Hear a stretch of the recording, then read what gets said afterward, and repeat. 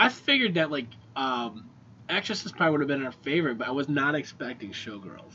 Showgirls is like it was like one of those things. Like when you guys suggested, I was like, "Are you fucking serious?" But now that we're at what almost 300,000, I'm like, damn. Oh my gosh, dude, that movie actually made me that mad.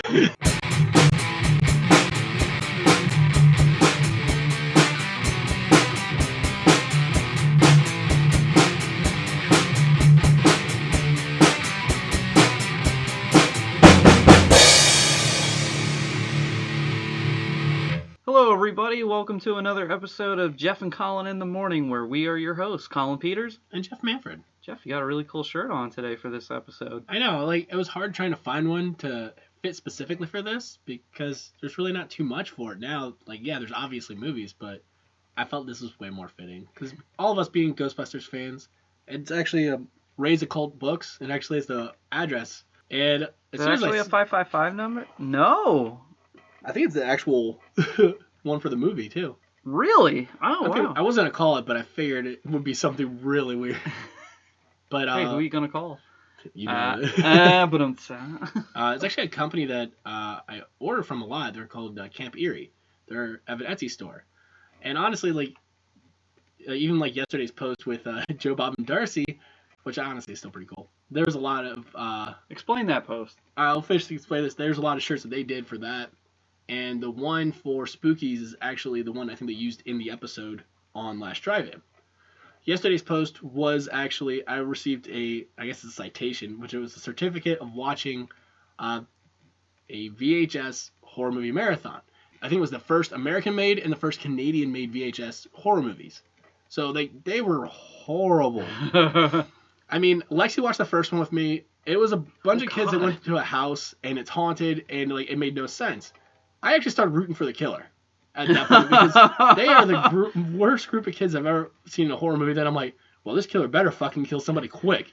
And that's like the second one made even less sense. I think it was the Canadian one, and I think Chris Jericho was the co-host or whatever on that one.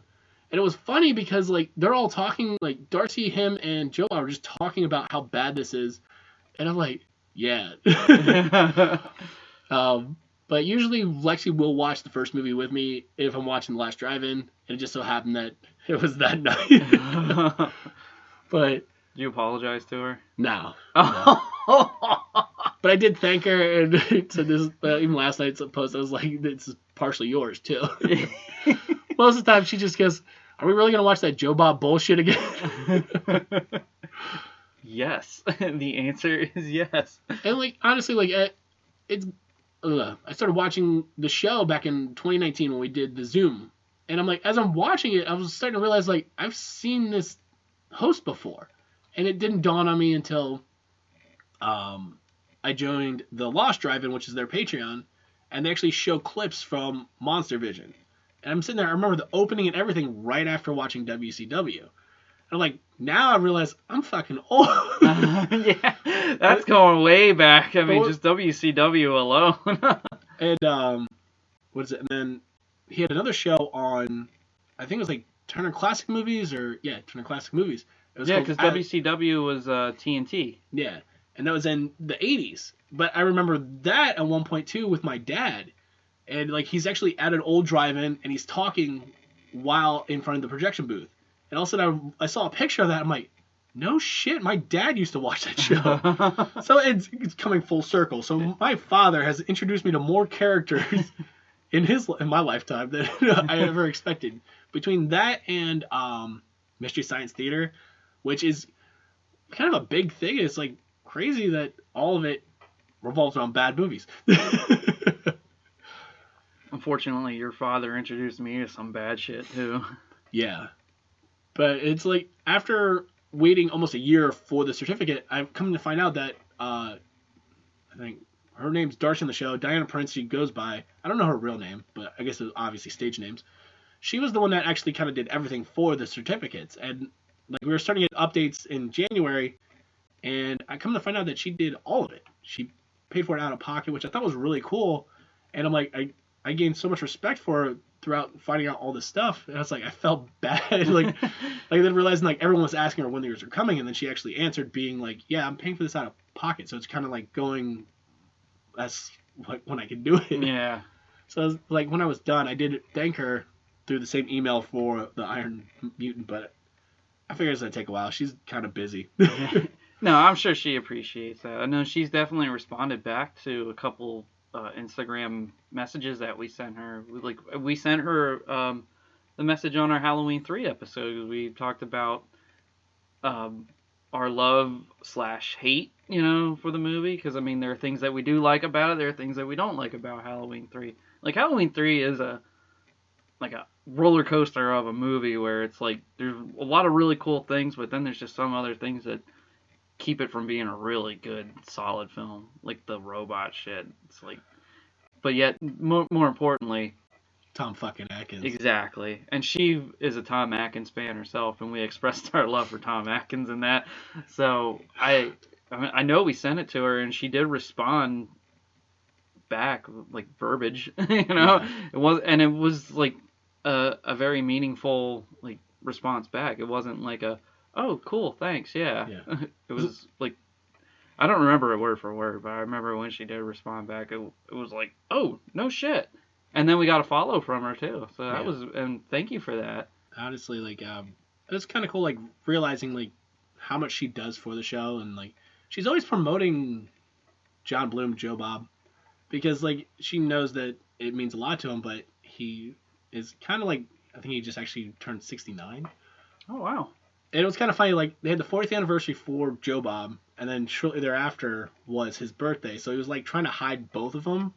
But, social media. Yeah, there's no way you're going to hide it. He looks good for 69, though. Yeah. Just like how recently I saw Michael Keaton 70, and he looks phenomenal for 70 years old. And, I mean, like, he's with it, too. Like, I expected, like, an older gentleman to not be with it. But, like, both times I met him, he's with it.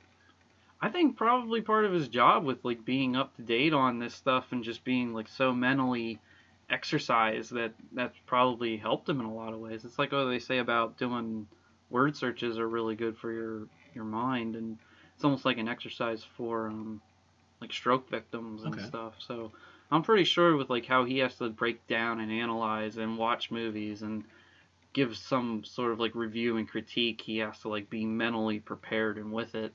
It's no different than what we do, and we watch movies for fun, and then we go back and then we break it down, whether people like our breakdowns or not is a different thing. But that's also another reason why we got away from doing just movies and we have Jeff and Collin in the morning. Another reason was because we say Film Asylum for John because we get like 3 different perspectives of it here.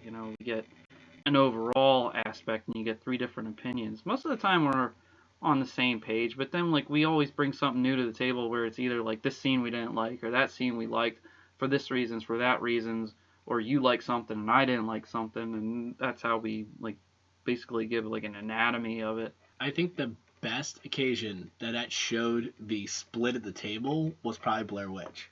Oh, hell yeah. Dude, that was actually probably one of the most heated podcasts we did because it was literally split down the table. And I was like, it was probably so much fucking yelling. And I get a lot of pretty good reviews on how we both have like really good points to that. Like some people said that they totally agreed with you and Ben about how it was like there's nothing there, but other people like the psychological like mind screwing of like not seeing anything makes it scarier. I agree, it's not a perfect movie. I enjoy it. I know you don't. Do I think it's this like amazing classic? No, but I do like the theory around it, and I think if it was built upon more of a franchise, it probably would be appreciated more. Oh yeah, instead of like 3 random movies. Yeah, I mean like the backstory to create that film, that documentary in general, especially because that movie was so cheap, and then it could have been like such a great launching point for the movie that it made, but then it turned into like a sidewinder, and it was just done poorly, in my opinion. I still think you could probably do a requel where it could potentially go back and fix the wrongs of it. I'm not saying you can't do that, but I don't see it as anything marketable at this point right now. I think it's dead in the water at this point. I think there would be a time where it could come back and show some nostalgia for it, and maybe like a requel where it like resurges the old story. I think there's a lot of ways, obviously, you can go about it, but that was really cool. Friday the 13th was really cool because we all had a matter of opinions on which movies we liked, why, what's more cut and paste of the first ones and how they got different. And then we got other people come up to us and say that they enjoyed what we said, and they went back and said, you know what, they're not classics, but they're fun. Yeah, a lot of those older slasher flicks are just that.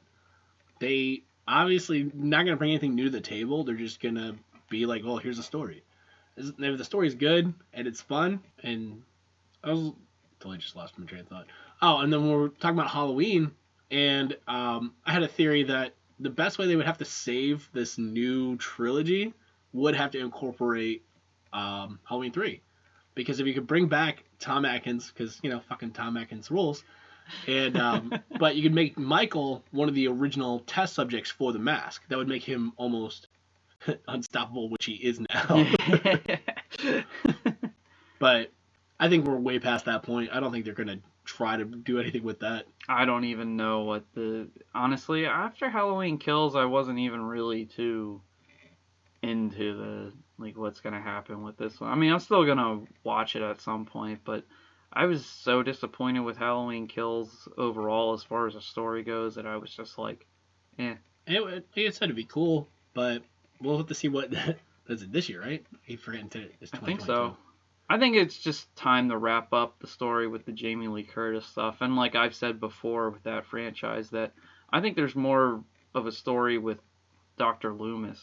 Hell, I think there's more of a story with Daniel Harris's Jamie rather than Jamie Lee Curtis as Laurie. Yeah. But because Jamie Lee Curtis is Jamie Lee Curtis.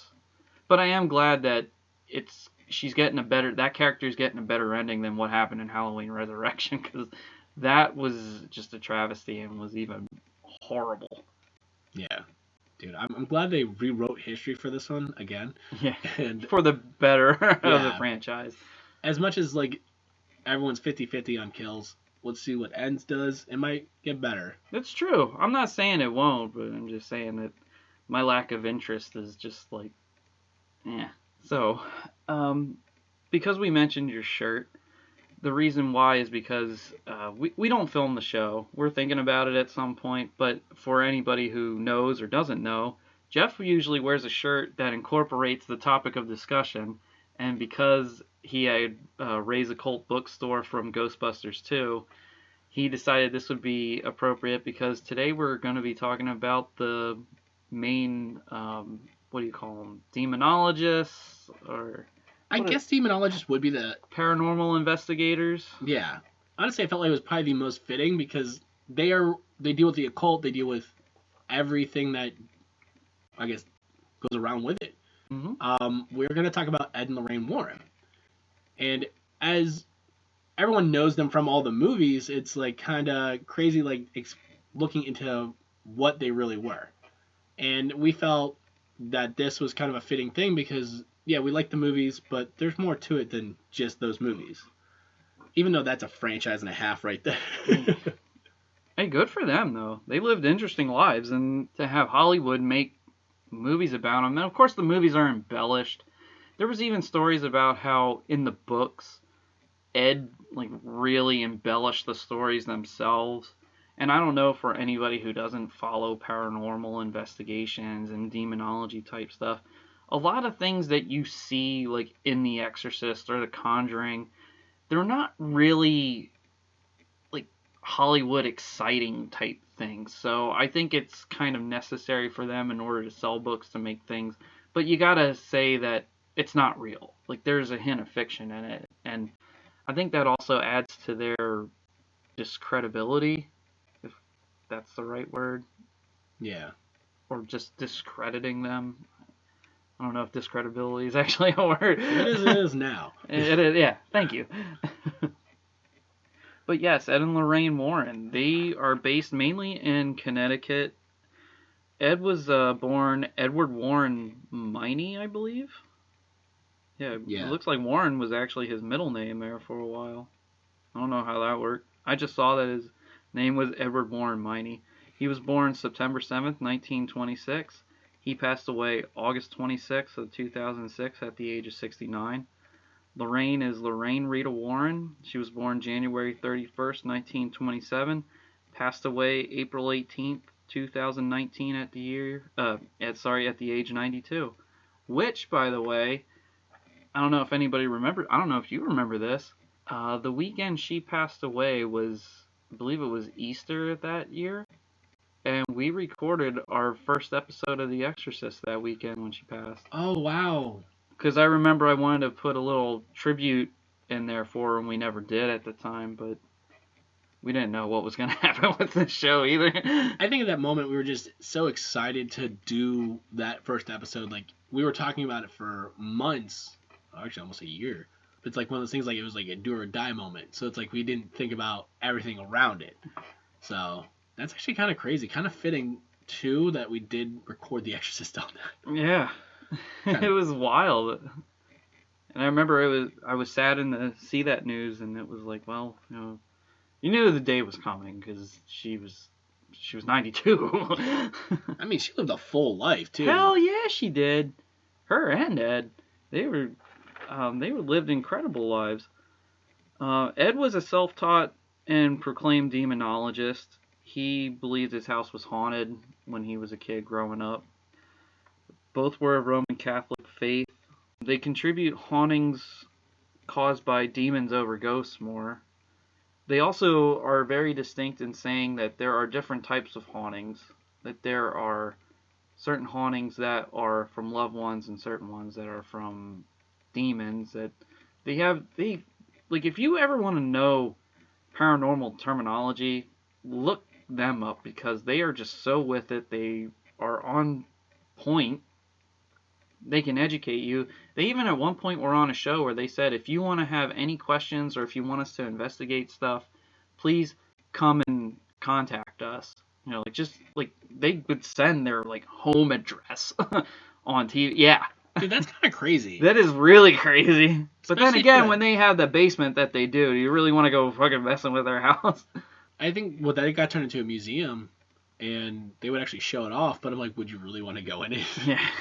I mean, as cool as that does sound, I'm more of a skeptic for the whole, I guess, not the spirituality part, more the haunting part and the possession.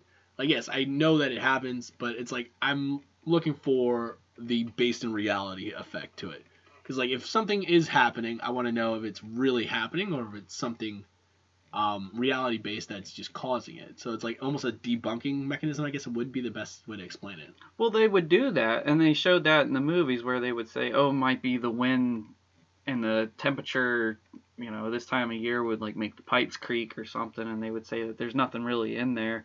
So it wasn't like they would just go and bullshit people. I mean, maybe they did, because well, let me just quick finish a little rundown about them. Apparently, Lorraine had her clairvoyancy she found out at the age of 7, I believe. She said she contributed that to her greatest asset in their work, and she said it was a gift as a child. They never charged for their services. Their money actually came from books and interviews and lectures at colleges. Oh, wow. They met as teenagers at a movie theater. Supposedly there were a bunch of girls, and I think Ed might have worked at the movie theater, or he was just there, and he wanted to buy a bunch of girls Coke, and Lorraine said that she didn't like Coke, and she didn't want a Coke, so she wanted an ice cream soda instead, and he called her a gold digger. And then at one point, Ed got drafted in World War II, and he was in the Navy, and his ship went down. He survived. I think he was one out of 69 people who survived. Oh, wow. Came back home, met Lorraine again. They wound up getting married. He took art classes, and I think one of the things that he was always fascinated by the paranormal and ghosts and things like that because, like I said, he believed his house was haunted. Both of them are in Roman Catholic faith. And I think the way they got started was he would sketch houses that Lorraine would see as haunted, have Lorraine go up to the house and say, my husband sketched this because he like saw it in a dream or something and thinks it's haunted, but we might be able to help you with this. And that was actually how they kind of got started. That's kind of crazy, though. Yeah, they kind of grifted their way. Like, that's a grift for sure. Oh, yeah. I mean, but are you really going to believe that, like, your house is haunted? Like, these people know that it's haunted? And I guess that's what the skepticism comes from with that. Because, like you said, they're grifting, so it's kind of like, well, but if they never charged, yeah, that's a little different. Now I feel like I am the skeptic in this conversation. But if they're making their money off the lectures, the books, whatever, at that point, like, now you're, like, looking at it as, well, is this lucrative? Can we get a book deal out of it? Can we make a story? Well, like, kind of looking at it like that. Wow, I didn't think I was going to take that angle with it. I guess it's no different, really, than what the Ghostbusters were doing when you think about it. It's just, this is the real-life version of it. Yeah. Of course they're going to have skeptics, because every day we don't hear or see or have these issues going on. I mean, they even say that there are different levels of ghosts. There's, like, I think what they said is, like, what, a Class 5 elemental is the worst one? Yeah, it's the one that almost, like, you physically be there and kill you and harm you. Like, I believe there's a ghost in Lep Castle that's out in Ireland. They consider that a Class 5 elemental, and they say you don't want to go in there because there's a good chance you'll die. Yeah. Wow. You never heard that before? No. Oh, yeah. That was bad. Lep Castle, Ireland. I don't know the full backstory to it, but I have looked it up, and they said that there have been, like, reported hauntings there, and say it's pretty serious. I don't know if it's ever been exorcised or what, though. I guess depending upon what it is, too. I've heard about it, maybe 10 plus years ago. Okay. So I haven't done the deep dive into it lately to really figure it out. But yeah, I remember that one was actually told to me by a friend of mine in college. And I was like, whew, that sounds rough. Because I'm all about going into haunted houses, and like, I actually wanted to be one of those paranormal investigators, not like on ghost hunters, because I know that stuff's just all bullshit. Like, I'm actually talking about going into the old school Roman Catholic churches and the old catacombs and finding, like, sacred haunted lands and where occult practices were, and being like, what actually happened here, and talking to real clairvoyants and stuff, because that stuff as a kid always fascinated me. And then I found out, because according to Lorraine, actually, that I'm a little too open-minded about it. And they said that if you're too open-minded, that energy kind of like gets attracted to you, and they want to follow you. It's almost like they're lonely and they're desperate, and they just want to be like, oh, let me come with you. Yeah, they just want something to attach to. And if you're too afraid, evil ones can really attach to you. That would make sense, though, if you think about it. Like, you're very vulnerable at that moment. It's part of the 3 stages of, Three stages of demonic activity. Wow. Infestation, oppression, and possession.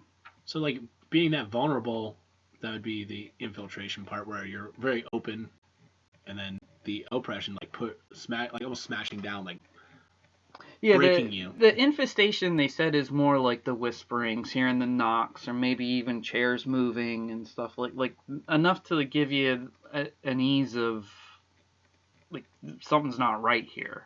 That's one of the infestation stuff, that you know something is here, and it lets you know.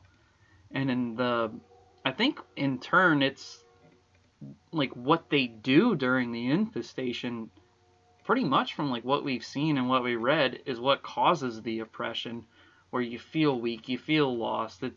It's almost like how you invest so much money into something and it's not a good investment, and you think, oh man, now you're like, what do? You're just beaten down, and you're working from bottom on up constantly, and it's taking a toll on you. And then at your weakest moment, that's when it just scoops in and takes you over, basically. Essentially going, it's going to be okay, come here. Or they're just going to take you over whether you like it or not.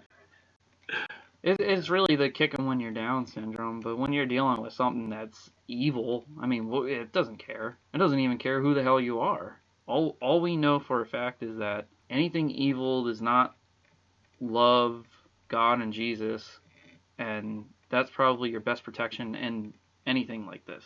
I've heard Lorraine and Ed talk about so many times that they would have some sort of holy relic and holy water, anything that had any sort of like special attachment to God and Jesus as their protection or as their weapons and things of that nature.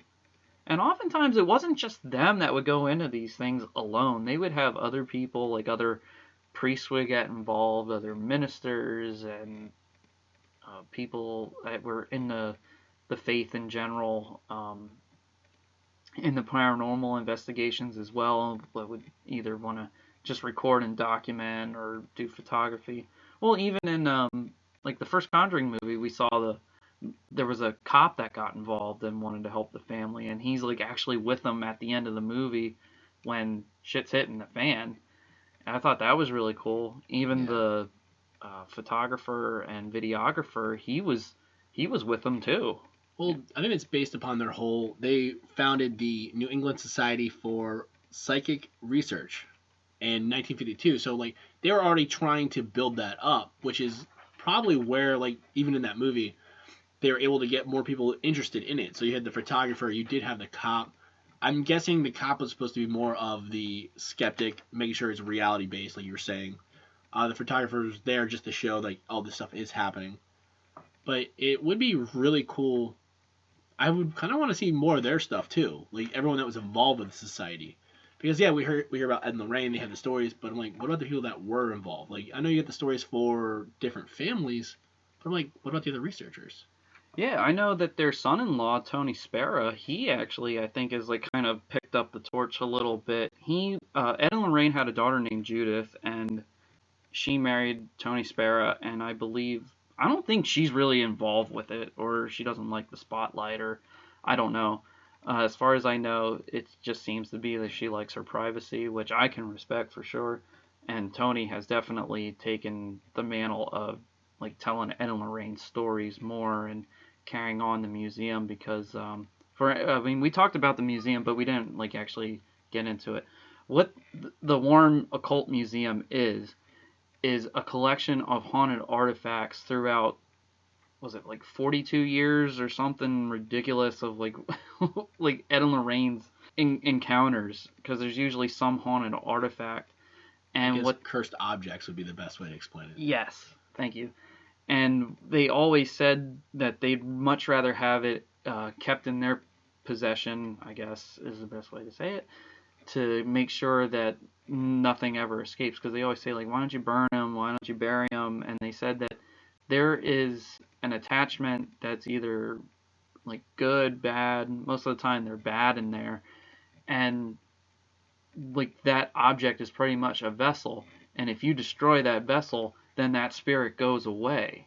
Hell no. And that's why they said, well, we'd much rather keep it in that vessel and just keep it in here and know where that is. So that's pretty much their containment unit, like in Ghostbusters. I feel like as we're talking more and more about this, it's kind of more fitting that we just had the Ghostbusters episode. Yeah, right? But it totally made so much sense, because, I mean, you would think, yeah, that would be the logical thing, is to just burn it, get rid of it. But where does that energy go? Where does that spirit go? Yeah, it just goes out in the real world, and now... And then it could attach to the next thing. That's kind of crazy, though. Fuck that. I know. I did like to see if the museum was open. As of 2019, it was closed. Guessing because between her death and COVID, it kind of, put a damper on everything. But... There was also... for anybody who doesn't know, the museum is open to the public. And the problem with it was it was in Ed and Lorraine's basement. It was seriously just like you go down into the cellar and they have a special tunnel. I believe there was even at one point a priest who was living down there to make sure it was blessed, and they do blessings. I don't know if he lived down there or if he just came by often, but I know at one point a priest was doing tours for people after Ed passed away, because Lorraine said that she refused to go in there ever since Ed passed. And he talked about how he would bless it, and I remember Ed saying that supposedly that when you make a blessing that you can make a certain line that says like they can't pass beyond this point. And I never looked into this because heard about it recently, but supposedly they recommended that you don't be in there after 9 o'clock. Oh. I don't know why. It was Ed and Tony Spera talking about it, and they said it's getting to be 9 o'clock. I think we gotta go. And their cameraman had lights flashing while they were doing the tour, and they said that's them as a warning saying to get out. So they said let's get out of here. And they don't want you touching anything in there either. And that's because they can find an attachment to you by the physical touch. So, and if you do, you gotta like contact the minister or the priest, or when Ed was around, you have to talk to him, and they kind of do like a spiritual cleansing of you from what they said. But what would literally possess you to touch any of that shit? I mean, I know people who are klutzy as hell and would probably bump into shit, but maybe that place isn't for you then. Yeah, you stay back here. But I think, going back to what you said about the museum being open and closed, I believe it was closed not only because it was Lorraine's house and because of COVID and her passing, but because there was a parking issue, and you're basically like in a neighborhood. I don't know what their neighborhood is like, but I thought I remember reading something about like the neighbors or zoning board had an issue with it because they consider it a museum and it's a collection of artifacts, but it's in a basement. It's not actually like property. It's on private property. So. Yeah. But would you really want to move all that stuff? They did then. Oh, they did? Yep. I remember seeing Tony Spera take the Annabelle doll out of the cage. They had to put on gloves and say, this is probably the only time we're ever going to be moving this fucking thing. Which, if for anybody who doesn't know, the Annabelle doll is probably the most famous artifact in the Warren Occult Museum. Which is a Raggedy Ann doll. Yeah, it is nothing like the one that you see in the movies. They made that look more darker and evil and sinister because it's a movie and that's just the way it is. I think at the end of the original movie, they did have a Raggedy Ann doll as just showing you like this is what it really looked like next to the movie version. I remember just Googling it and going, that's it? Yeah, after seeing the movie, I expected like something sinister. I'm like, but I never thought like it was an everyday item. And like when I saw it was an everyday item, I'm like, oh shit. But it's just like everything else in there. They said that it's like so much shit in there isn't all voodoo and like human body parts. Like there's a couple things that they have in there where they say they use real hair, they use real bones. They made something out of it that became a cursed artifact. And then there's just other things objects that are just attached to. Yeah, it could have been something that was left over from the original owner or the possessed owner, or just something that the thing liked.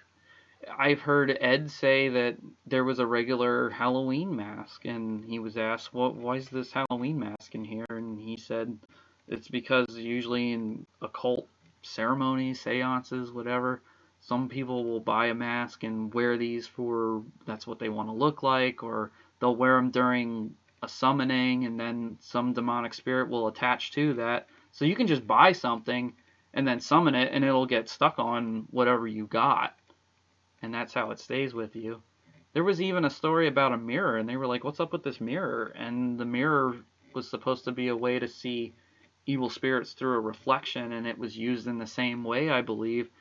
And they said that now there's like trapped with this mirror, and they're attached to it, so the mirror is in the museum. That's kind of crazy, though. There were so many crazy things in that museum. There was even one where he said that they had an object and it looked kind of like at least from what I saw, it looked kind of like a lamppost of sorts. Or like one of those, those old lamps that you attach to a wall and the light would like retract? Yeah. Or you could hold a candle on it and it would hold it up or something. It looked like something like that. And they said, I'd tell you about this story, but I can't because the family's still in hiding. Oh, shit. I said, holy shit. And then there was another one that he considered they consider the Annabelle doll the worst one, but there was something called the Shadow doll, which was almost like a voodoo, I don't want to say sculpture, but it was like a mix of like real body parts and like other things. Like not like skin. I think some bone here and there, maybe teeth and hair and other things like that. And what happened was you would take a picture of it, and I think if you would give the picture to somebody whoever good or bad, if you stared at it, I don't know, don't quote me on this, but supposedly with the shadow doll, if you had a picture of it and you gave it to somebody, the curse would follow this person, and you wind up having a heart attack in your sleep. Fuck. Intense stuff. I think one of the weirdest things I saw, though, in there was a tombstone, and it actually had the name Warren on it.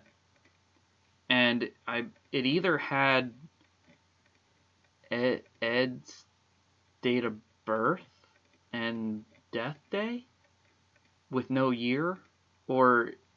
Yeah, don't quote me on that either. It's been a while since I've seen it, and I was trying to look it up again, and I couldn't find it. But, yeah, there was definitely... They even the people who was touring the place said, that, wow, that's, like, way too fucking weird. And then I was watching the video with Ed. He didn't... Obviously, because he was still alive, he didn't realize the date, but he even made a joke, like, oh, yeah, here's a tombstone with the name Warren on it. And I think Tony had said, well, do you have that out front for Halloween or something? Fuck no, that thing not leaving the basement.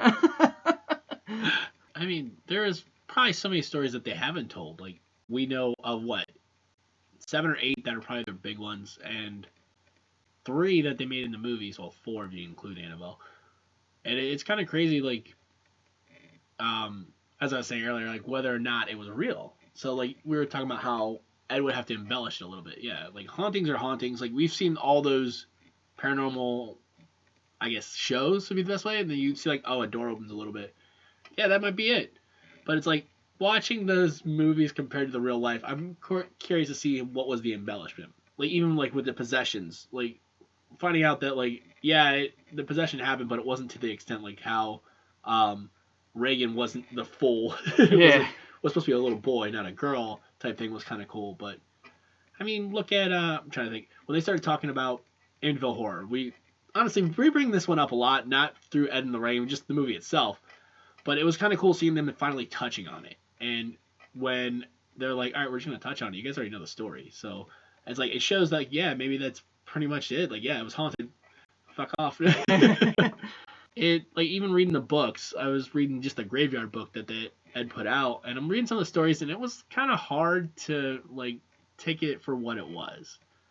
And as I was reading through it, I'm like, some of the stories I recognized. So I'm wondering if it through urban legends, it kind of became common knowledge. Not common, would it be urban legends? Or like just through storytelling, it would be something that was told. Because being around since we'll say the 50s, you're gonna see a lot. We're gonna hear a lot, and then that's he was alive for 80 years, well 79 years, and there's a lot of stories that could get watered down. There could be stuff that, like you said, embellished. So it's kind of crazy, like where we're at now in time and discovering more about them as it's coming along. So while we're on the topic of controversies, you bring up interesting points because there are a lot of controversial topics with them. Like, big one obviously is the stories about Annabelle. It's kept in that glass case, and it has that sign that we all see if you Google it that says, warning, positively, do not open. And there was a priest that they told the story to, and I believe he threw the Annabelle doll and said, God is more powerful than the devil.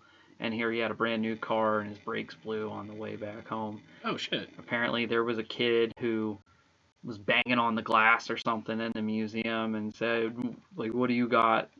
Come at me, bro, or whatever. And then here he was riding a motorcycle, and they out of nowhere got into a car accident. I believe he died, and his girlfriend was in the hospital for a year. Holy shit. But it's in this glass case that apparently it's supposed to be in the museum. So I thought it's safe.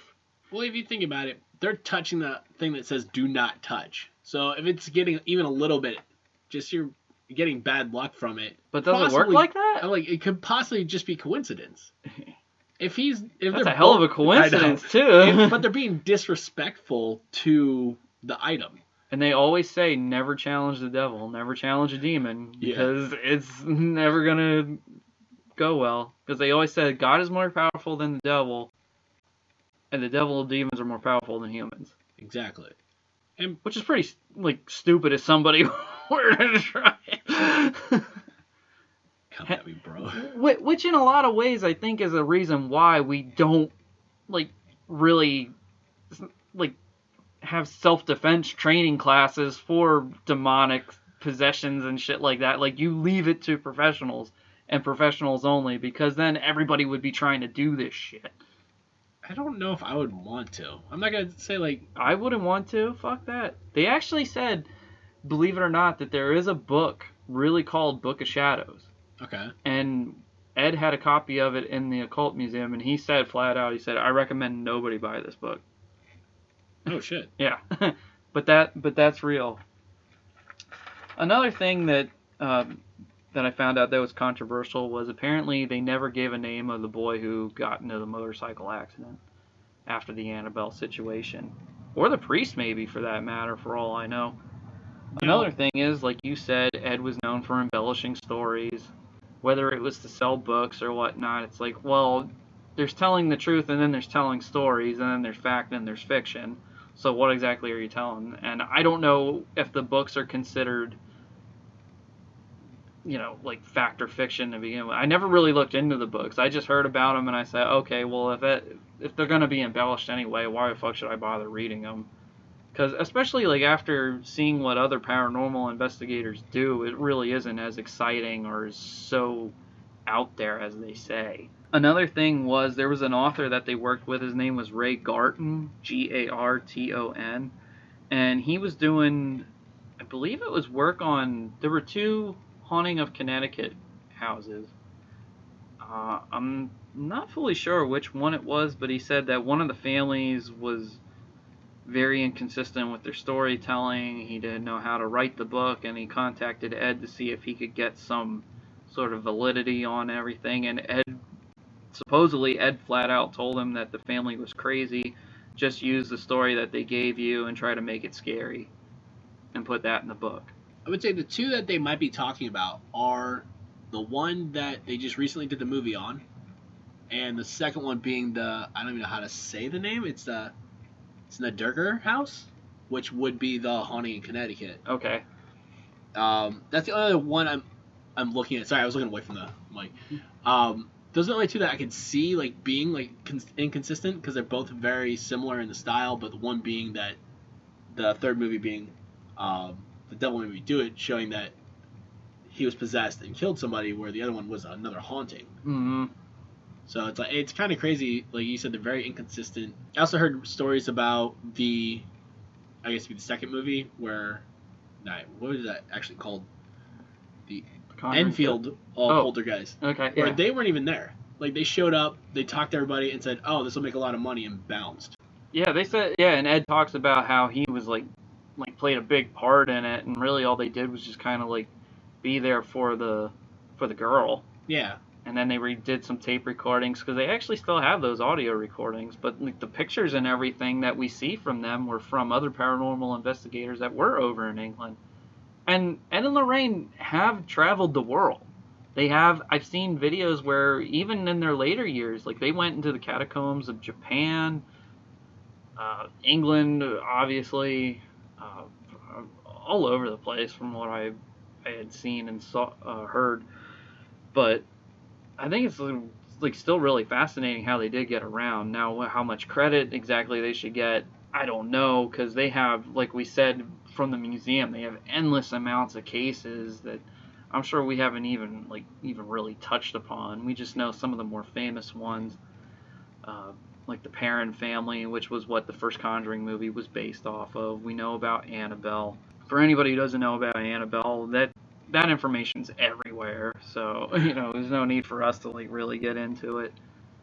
Amityville is always still going to be a fascinating one, because we were talking about how there's the original movie, and then there's the 2005, I think, remake of it. With Ryan Reynolds? Yeah, and both of those movies, the first movie has, a lot more detail as to the stuff of like what really happened, I believe, in that night.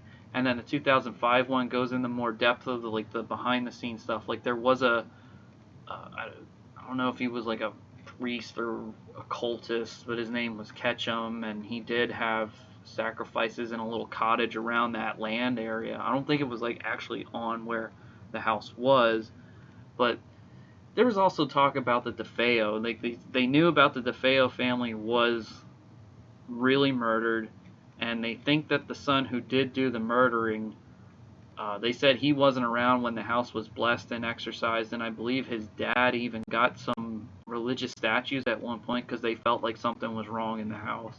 And that's why there were some statues around, and when the time came for an exorcism of the house, the kid who was Ronald, I think Ronald was the kid who did the murdering, said he was gone.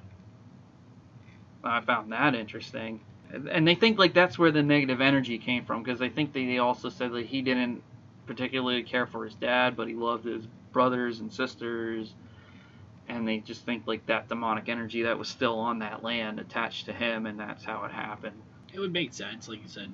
Really, the hatred was what drove it. And then on top of it, you hear all sorts of stories about the Lutz family. Then, like that's where I get kind of sketchy about it, because the Lutz family has said like what happened to them the 28th night before they just bounced and left everything. They said was so horrific they can't talk about it, but it's in their book. Like, come on. Now both, I believe, have passed away. The George and Kathy, and I know that there was a documentary called My Amityville Horror where one of her kids, I think it was the oldest one, the oldest boy, he talks about being in the house. He finally opens up about it, and he talks about how everybody was kind of like skeptical of believing him, and I think at times he tried too hard in that documentary. Like at one point somebody asked him and said, would you take a lie detector test? And he just paused and goes, you and me are going to have words like after we're done recording this. Oh shit. And it's like, dude, all he just asked you was if you would take a lie detector test. He's like, you think nobody else asked me that? Why are you mad? Why are you mad if somebody's saying, hey, would you do this? I remember there was a guy who was questioning the moon landings. He would go up to every astronaut that supposedly landed on the moon and said, I have a Bible here. Would you put your hand on the Bible and swear to God that you went to the moon? And just about all of them like yelled and screamed and told him, get the fuck out of my face. And it's like, if you got nothing to hide, why are you being so aggressive about something that says, hey, protect your soul, tell the truth, or if you want truth out, just take a lie detector test. Oh yeah, nothing skeptical about that, right?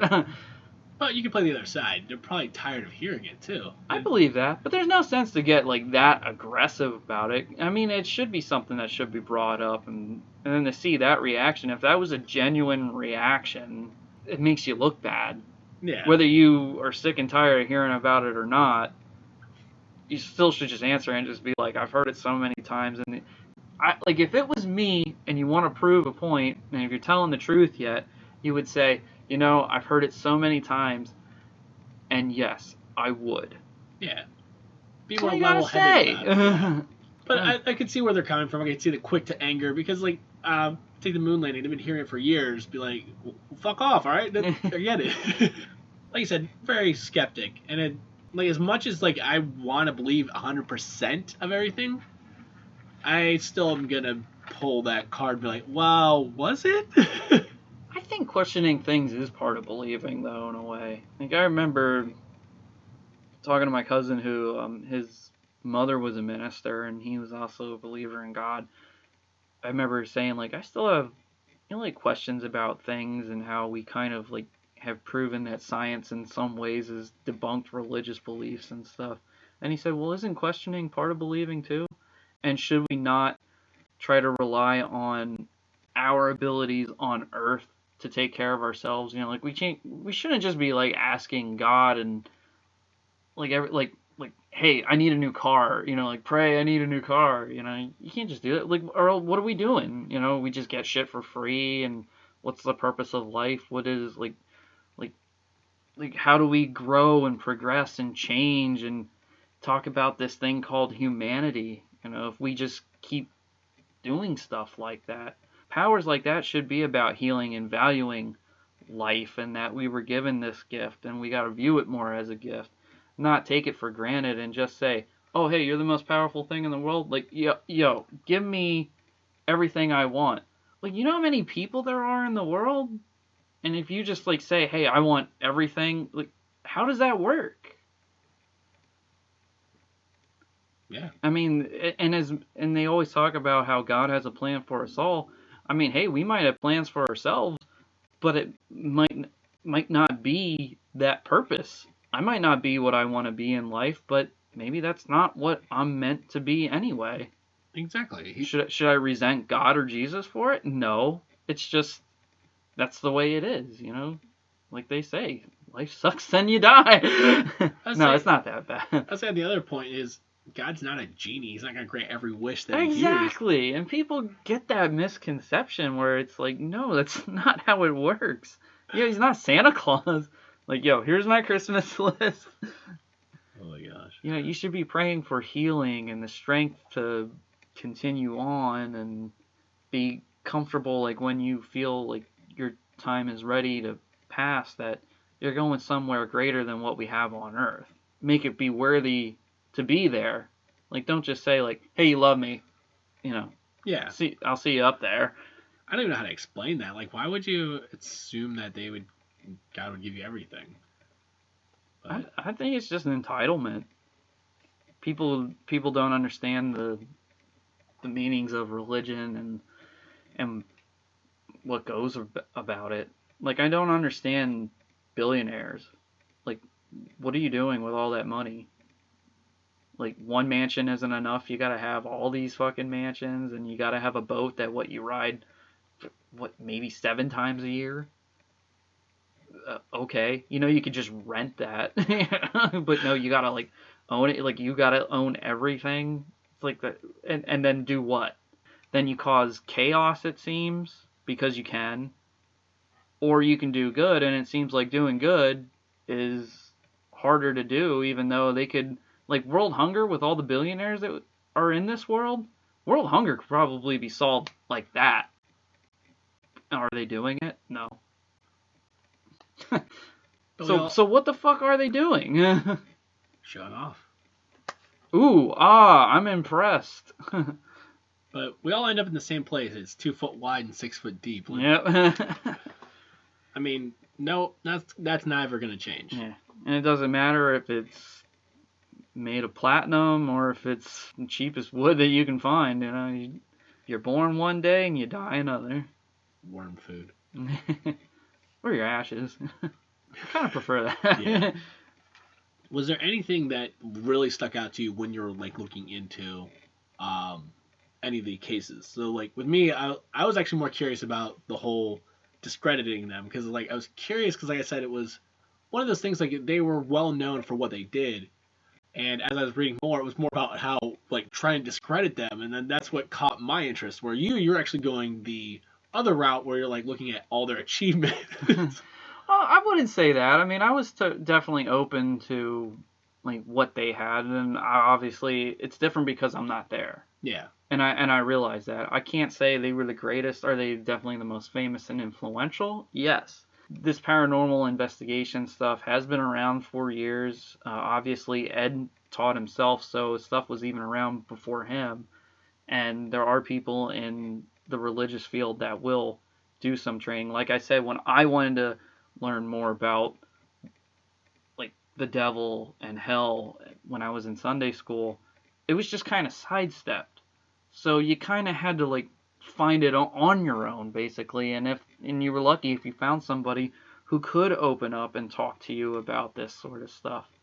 Have I personally ever witnessed people being demonically possessed? No. Or at least in my mind, I haven't. Because from what Ed was saying, and I believe, like, this is probably true, that there are those that we consider vampires. There are people that we consider werewolves, and there are real ones, but they're not what we think. What we know is the story version that are in the movies, that are in the books. And again, talking about embellishing, I mean, Ed told a story where there was somebody who they considered a real life vampire, where somebody was like literally in a coffin, looked like you and I alive, just sleeping, but supposedly telepathically he could leave and actually like drain blood and shit like through the minds of people, and all of a sudden, yeah, it's out there, I don't know, but I take it with a grain of salt and I go, okay. And then they said like the next day after the casket was open, because it wasn't ever supposed to be open, the body was disintegrated. Yeah. But where's the proof? Were there pictures of it? How do I know this is documented correctly? But maybe we're not told this stuff for a reason yet. Because think about it, if that is the case, how many people want to be that then? You know what I mean? Like, you could be alive forever and like could probably harm more. Like, imagine imagine this actually happened, and people wondered, what's going on? Like, why are my kids dying? Why am I being harmed? Why is my family being harmed? Blah blah blah blah. And then they finally found out about it, and it's almost like the Freddy Krueger thing. Well, like, keep this shit like underground, don't tell anybody, don't keep it alive, keep it swept under the rug, don't let anybody know about it. So, you know, if you do talk about it, turn it into a story that's just so fantastical that, yeah, it's not real. I mean, I kind of view it like that yet, because you can't just tell everybody that if you do this, you'll be immortal, you can do whatever you want, you can have this supernatural power, blah, blah, blah, blah. You know how many people would probably want to be doing that? I mean, fuck, there are people who are trying to merge with computers, for fuck's sake. I know. I don't want to live forever. I don't either. I feel like there would be too much bullshit. I think things are finite for a reason. It's kind of like that line that there was a comic book, I forget if it was Sandman or something that was dealing with death in the afterlife, and there was a story about a guy, I think Kevin Smith even talked about it, where a guy who worked in a factory or something for 30 years finally retired, said he was going to live his life, and he recently dies, and then he sees the Grim Reaper getting ready to take him across the ferryman to take him across the river Styx, and he goes, what are you doing? You know, I just retired, why didn't you let me live my life? And the Grim Reaper says, you had a whole life to live. I've read stories about and heard stories about how Brandon Lee, God rest his soul, he lived every day of his life, and he even had a quote where he talked about how time is the most precious thing in the world and I don't want to waste it. He died at 28. Yeah. And it's like, remember I sent you and John that picture of, it was the Matrix, the blue pill or the red pill. You take the blue pill, you get $6 million right off the bat. You take the red pill, you have all the knowledge that you know now, and you can start over at 6 years old. I was like, shit, dude, I'd take the knowledge that I know now and start over at 6 years old, just because you can't get time back. Money comes and goes. Yeah. But to like have the knowledge that I know and just like have a better preparedness for life yet, and see how grim things are and how untrustworthy a lot of people are and how greedy and dark and how we're just so lied to really everything is, I'd be set for the future then. Change things, obviously. Not make me perfect, but definitely like take advantage and utilize lost time better, I think is the way how I'd want to do it. Yeah. Makes the most sense. Yeah, that's just, it's not, like I said, it's not trying to make my life perfect, but just utilizing that lost time better. Yeah. You don't get a refund on it. Absolutely not. And honestly, like when we brought that up, I was like, as messed as it sounds, like as fucked up as all the shit I've been through, I was like, I wouldn't change a thing. But I would utilize time. I feel all the experiences that I've had up to this moment, not this moment, but you know what I mean, up to now, it led to be who I am now. I don't want to change who I am now because I actually kind of like it. Before, I was a piece of shit. Now, it's like I've learned from experience. I wouldn't say you're a piece of shit. I did a lot of shitty things. We all done shitty things. I know, but I consider myself a piece of shit because I can see a difference. Well, at least you saw it and said something that you didn't like and said, fuck that, I don't want to be that. Exactly. That's a difference. I mean, and believe me, you're not far from. I mean, we know shitty people that are just straight up pieces of shit. So for you to say that, that's an extreme term to use. But no, I definitely would never qualify you as a piece of shit. But that's really commendable that you admit to that, because a lot of people don't even do that. No. Because it's easier to hide it. And truthfully, there's no point. No. You are who you are. Maybe a piece of shit, but... And if you're going to be a piece of shit, you either change and not be a piece of shit, or be a steaming, smelly piece of shit. Yeah. Oh my gosh. But I would say Ed and Lorraine, they lived a life. Hell yeah, they did. Like, finding out that woman lived till she was 92 was probably the coolest thing about this whole research. And then, like, getting to see her kid grow up, have a family. I don't know why I said kids, but getting to see that her life is now getting immortalized on top of what they already have in the movies. Like, yeah, that definitely got embellished. Yeah. Without a doubt.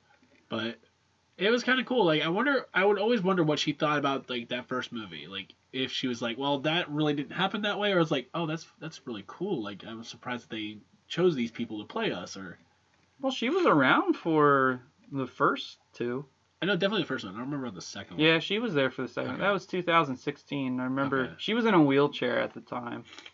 I do remember Vera Farmiga talking to her, and then there was actually a really interesting story where she said after she got cast, or she was talking to Lorraine, she found these like 3 scratches on her side or on her arm, and I remember they said that the 3 scratches were usually to mock the Trinity, Father, Son, and Holy Spirit. That was common when you saw these scratches and things of that nature. But I think that would be like one interview I would have loved to have done. Like, I'm starting to realize, like, I really enjoy this, like, doing the podcast, but it's like I'm looking for the future where we can actually interview people, and I felt like that would have been an amazing one to do. Mm-hmm. But, yeah, me too. I would have loved to have sat down and just talked with them, because they knew so much other stuff that, like, we haven't even thought of to think of. Like, Ed was talking about how in the Amityville Horror, when George saw the green ooze on the walls and said he saw his banister blow up, but then people go in and are like, the house is fine. He considered that telepathic hypnosis, where whatever's possessing the house makes you think that you're seeing this, but really you're not. And we've seen that in so many other movies where it's like, am I going nuts? You know, and really that's what's happening, and that's what that's considered. The green ooze, did he at least try to lick it? Like, I feel like from the outside, watching someone go, like, wipe their finger on the wall and then kind of go like this for no reason at all, I'd be like, what the fuck is he doing? Put a Ninja Turtle on it. Yeah. And it's the suffering that really draws demonic spirits in, and, you know, that kicking you down while you're weak, and it makes sense for evil. Also, I mean, I found this out from Jason Miller in the filming The Exorcist, that I believe a priest gave him holy water or a cross or something, and he said, you'll need this while you're filming the movie. And he said, why? He said, because the devil doesn't like to be exposed. I found that very interesting. Oh, wow. It's kind of a crazy quote. Mm-hmm. But hey, just remember, one of the greatest tricks the devil ever pulled was making people think he doesn't exist. But that leads back to our other episode where the horrors in real life are scarier. Scarier than the movies, yeah. I think it's also easier to expose evil. Like, it's almost, in a weird way, more accepted, because it's just easier. Yeah, as corny as it sounds, it's kind of like when Luke asks Yoda, is the dark side stronger than the bad? And Yoda says, no, it's just quicker, more easily seductive. Like, it's easy to fall into it. Like, if you look up the 10 Satanic Commandments, it's very, very selfish. But yet they word it in a way that makes it sound like what's wrong with having what you want. But now in these like occult seances and things, they do sickening things to like child molestation and stuff, because if you're taking a child's innocence away, that means you're basically selling over to the devil. And that's why they do that quite often.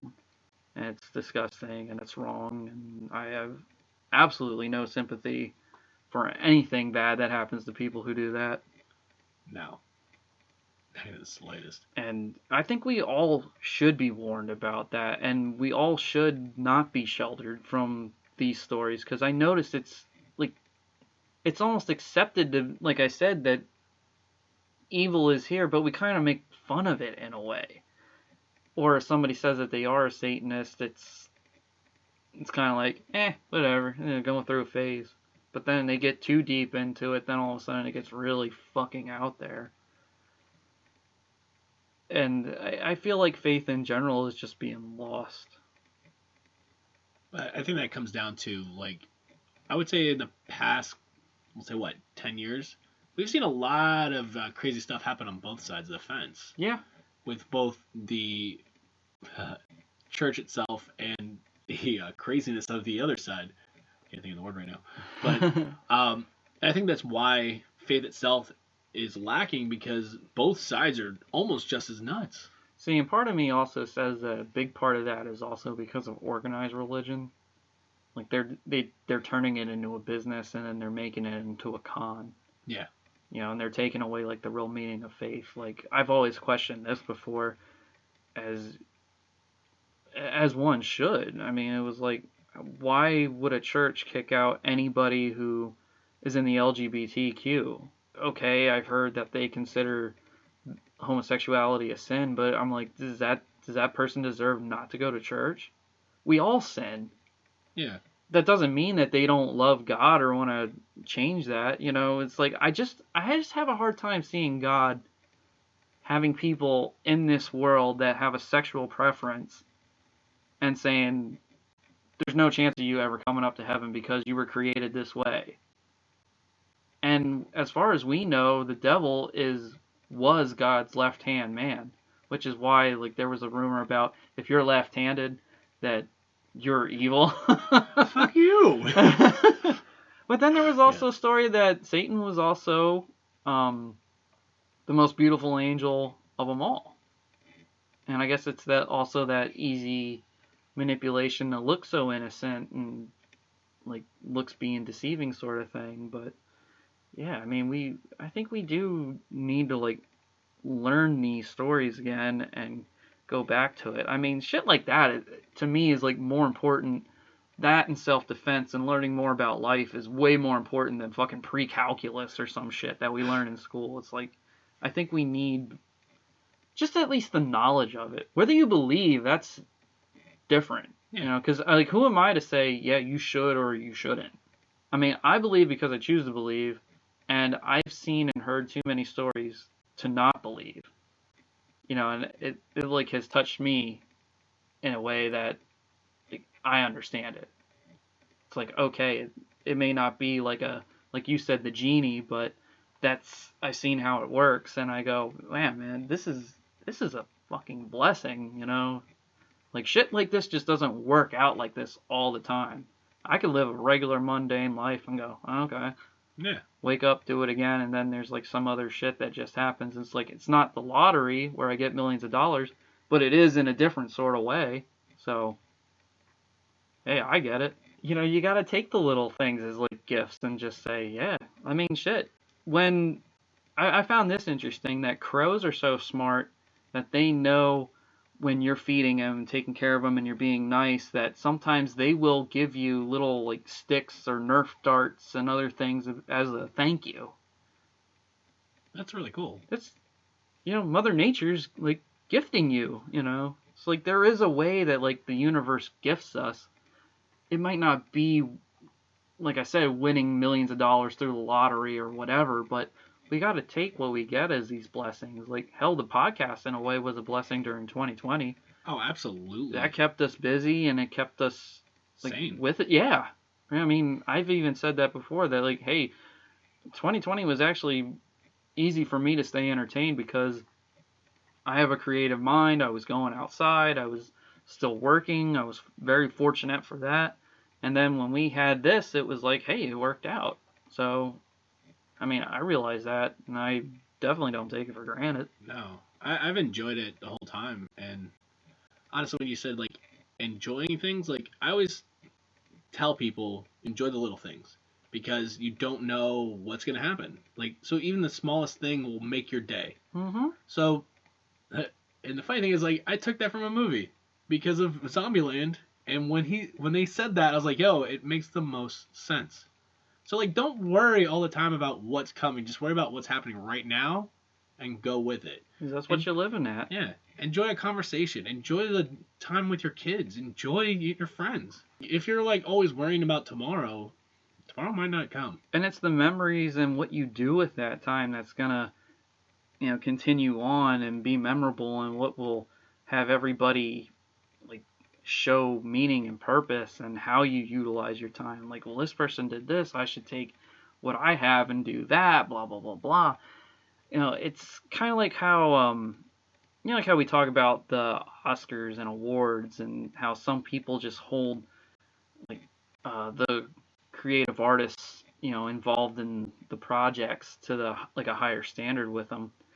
It's like, those awards don't mean shit.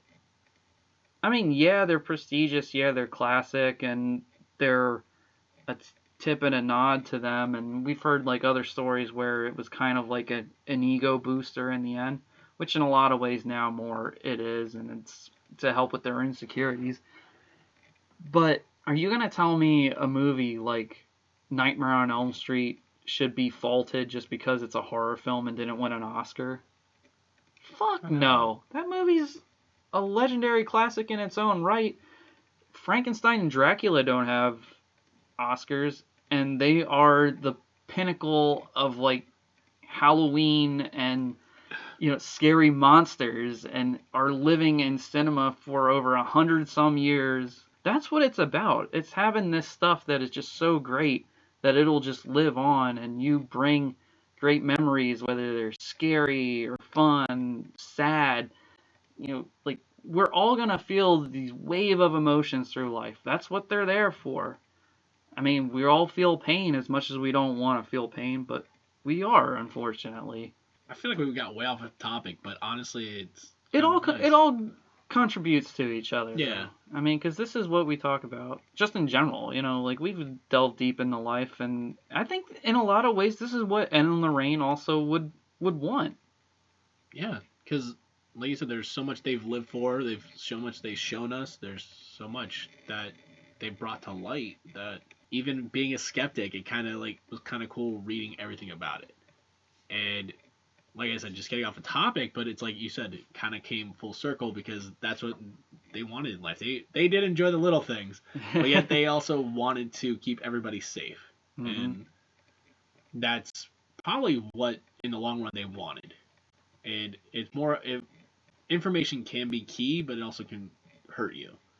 So they were like giving us so much information about what these monsters were, and best way to explain it, that sometimes it might be like something like, all right, so now you've got people that are hypochondriacs, and now they're worried about all the craziness, and like it might not be that.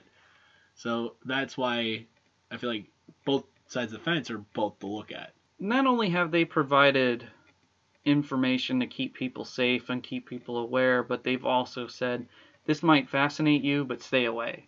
Like I said, I might be one of those people that it's like, as much as I'd love to go into a haunted house and see this stuff and be around it, I could probably see Lorraine saying, no, you're too open to this. And like, I'm the kind of guy who wants to go shark cage diving, and I mean, I'm not like super adrenaline where I'm like, yo, hook me up to a bungee cord, because I really don't trust that shit.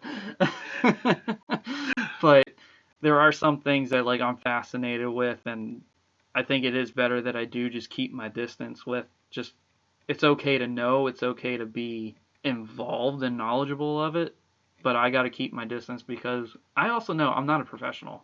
Yeah. And what am I going to do like if I bring that shit over? I mean, shit, I contacted you when I was around somebody with COVID and been like, yeah, maybe I shouldn't come over. So I'm definitely not going to do that with a fucking demon around. No. And you're pretty straightforward with everything, so. I have no reason to lie. Not really. I mean, I may tell stories because I have a creative mind, but lying doesn't get us anywhere. Doesn't make, like, what does it do if somebody proves me wrong? What does it do when it proves anybody wrong? It makes you look foolish. Yeah. Like, oh, there's a guy I work with who says he has all this property all over the country and he is a partial owner of the Miami Dolphins, yet he works in a steel mill with me. I wish I was joking, but that's a true story. Everybody knows people like that. It's the same thing with, like, guys that say like, they gotta bang, like, 200 plus women. I'm like, what does that get you?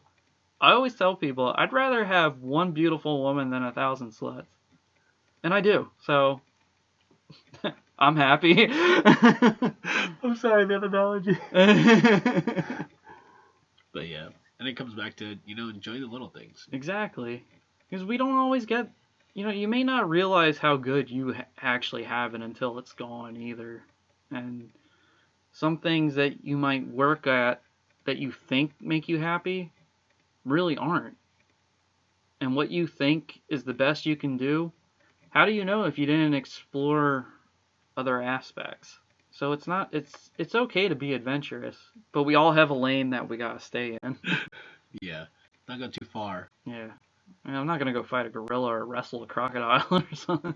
I actually might. Not the gorilla part. I might get my ass beat. We're not gonna. We're gonna record that. Alligator, I'm kind of curious about. Even just like touching one, but it's cool though. I mean, as much as we shit on John. Yeah. We still love him. Yeah. Enjoying the little things. Knowing full well, probably later I'm going to shit on John for no reason. We do in text messages even when it's not on the show. Yeah. It isn't like an every week event. So it kind of builds up and then kind of comes down. Exactly. Oh my gosh. I remember the one conversation we were having, I was getting him so fired up. I had to go to work. Came back like hours later. I was ready to fire him back up. And they're like, oh, life hit. So we're all like, kind of like, oh yeah. Yeah. But do you have anything else you want to say about Ed and Lorraine? We pretty much covered some basics. I hope I put on some new light as to things, new cases, some things that were interesting in the Warren Museum. Hopefully some like positivity and might even open up the minds as like they did with me more into the paranormal and seeing how, like, don't be so skeptical, like, you don't have to believe everything they say, but keep an open mind. Like, I noticed one thing that struck me, struck me to the heart was everybody who they helped, whenever they went back, always had this big smile on their face.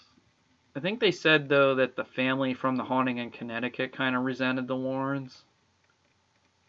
But for the most part, everybody that has met them has had, like, a lot of positive things to say about them.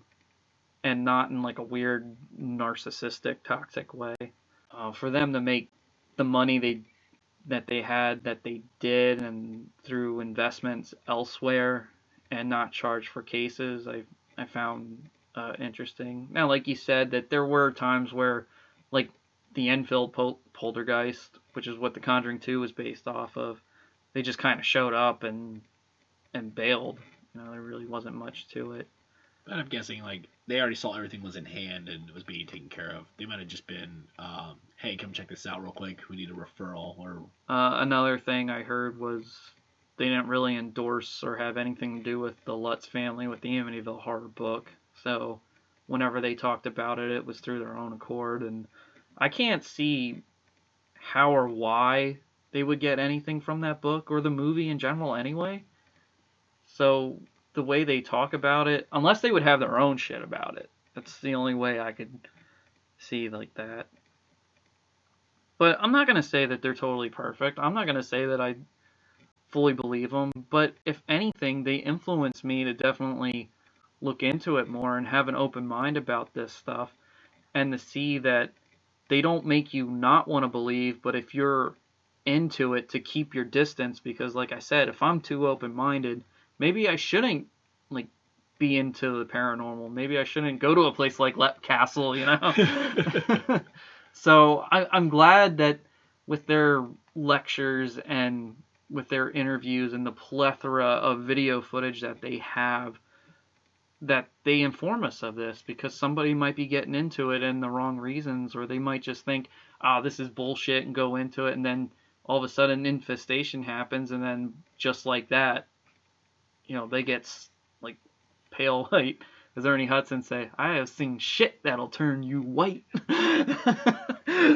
Let's come back to Ghostbusters. Yeah, funny how that keeps happening. But I've enjoyed it. It also makes me appreciate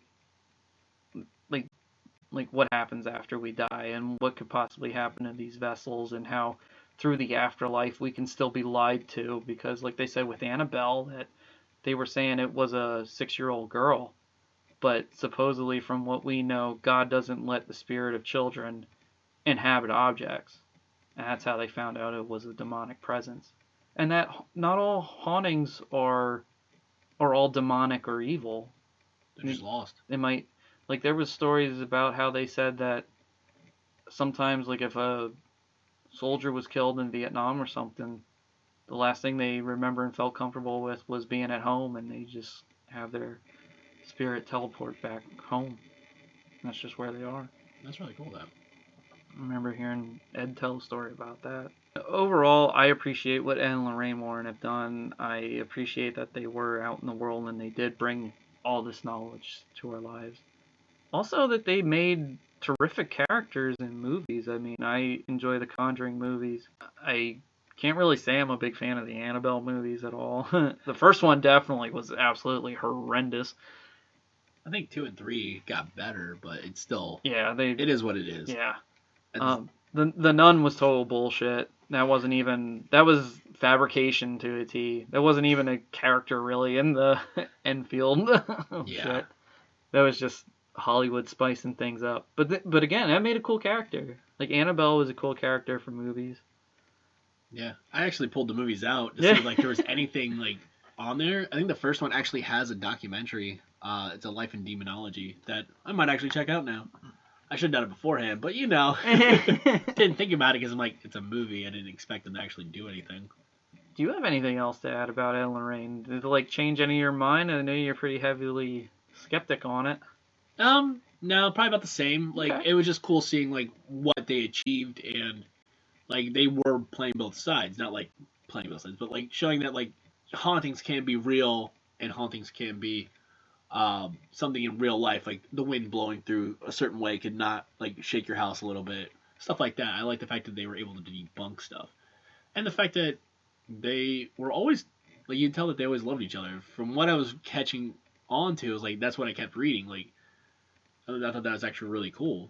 There was one thing I heard about how Ed might have had an affair with an underage girl, and I believe she called him out on it, and I think they said Lorraine knew, and he was emotionally abusive to Lorraine. But I mean, we're not there. Yeah. We don't know. That could also be somebody saying. I think that news hit when the first Conjuring movie came out. So take that for what it is. Yeah. You know, like, imagine that timing. Yeah, all of a sudden. Yeah, exactly. I mean, it's good timing for that person if it was a true story. It's also good timing for that person even if it wasn't true. So I'm not there. I'm just going by what I heard. It's just out in the open. I heard it through one little documentary that I saw, so I don't know. Neither Ed nor Lorraine are around to talk about it with us. Essentially just hearsay at this point. Exactly. That's about it. I guess that's a wrap on Ed and Lorraine Warren. I really enjoyed talking about this. We actually were trying to get this one recorded for a while, but we wanted to do extensive research. I mean, I feel like I kind of underprepared, but... So did I. But I think really we could be here all day. And it doesn't mean we don't ever have to, like, not revisit them again, because...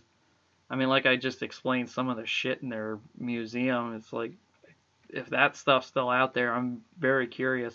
Or even curious of people who knew them and worked with them. Honestly, I'm really curious about the museum, like where it got moved to, like how is it being stored, what's going on with it. Hell. If it's still in Connecticut, that's the one thing I'm curious about. Or if the church now owns it type thing. Yeah, very possible too. I want to say maybe they do. Because that'd make the most sense. Because I thought I remember hearing them say something like, when we're gone, they're just going to take care of it. And yeah, they might as well, because what other safer place to put it than the people who can bless it and keep it contained. So yeah, it makes more sense. But as far as I know, it's still not opened or anything has been done with it. As much as I'd love to go in there, maybe it's a good idea that I shouldn't, like I said, being too open-minded. I don't know. Because I definitely keep an open mind about that stuff. And I always feel like if you believe in good, then you better believe in bad. Because like Constantine said, if you don't believe in the devil, he believes in you. Yeah. And he seems to want us all the time. So, but we got to remember that God is always more powerful than the devil. And the devil and demons are more powerful than us. So, don't fuck with something that you shouldn't be fucking with, is basically what I'm saying. Absolutely. Plus, you also hear about, like, those cursed films and how they always have, like, those fake seances and shit, and things go bad on those on those sets all the time. So it's like, how often do you really want to be screwing around with this, even if it's for the creative arts? Yeah. I mean, even before we started recording, we were talking about that documentary, The Cursed Films, so there's so much out there. Well, this was another lovely episode of Jeff and Collin in the Morning and Lorraine Warren. And with that being said, we shall sign off. This is Collin Peters. And Jeff Manfred. Thank you all once again for listening. Stay safe. Stay crazy.